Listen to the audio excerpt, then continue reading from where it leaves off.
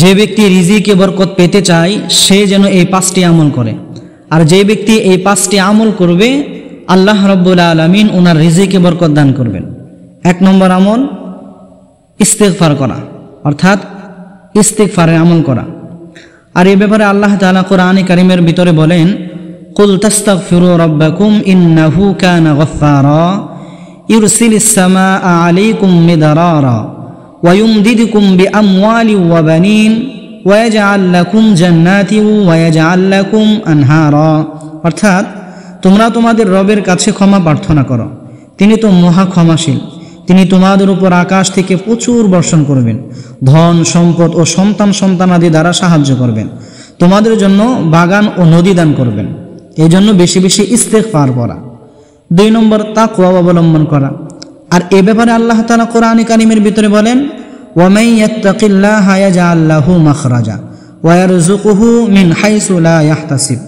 অর্থাৎ যে ব্যক্তি আল্লাহ তাআলাকে ভয় করে আল্লাহ তাআলা তার জন্য মুক্তির পথ বের করে দেন এবং তাকে অপ্রত্যাশিত জায়গা থেকে রিজিক দান করেন। অর্থাৎ ওনাকে এমনভাবে এমন জায়গা থেকে রিজিক দেন যা দেখে সে কল্পনাও করতে পারে না, এইভাবে আল্লাহ তাআলা ওনাকে রিজিক দান করেন।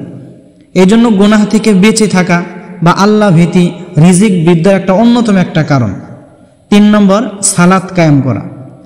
আর এ ব্যাপারে রাসূল আকরাম সাল্লাল্লাহু আলাইহি ওয়াসাল্লাম হাদিসের ভিতরে বলেন, as-salatu মিফতাহুর রিজকি, অর্থাৎ সালাত হলো রিজিকের চাবি। তাই 5 ওয়াক্ত নামাজ আদায় করলে রিজিকে বরকত আসে। 4 নম্বর সকালে কাজ শুরু করা। কেননা রাসূল সাল্লাল্লাহু আলাইহি ওয়াসাল্লাম দোয়া করেছেন, আল্লাহুম্মা বারিক লি উম্মতি ফি বুকুরিহা, অর্থাৎ হে আল্লাহ আমার উম্মতের সকালকে বরকতময় করে দাও। তাই সকাল সকাল কাজ শুরু করলে তাতে বরকত হয়।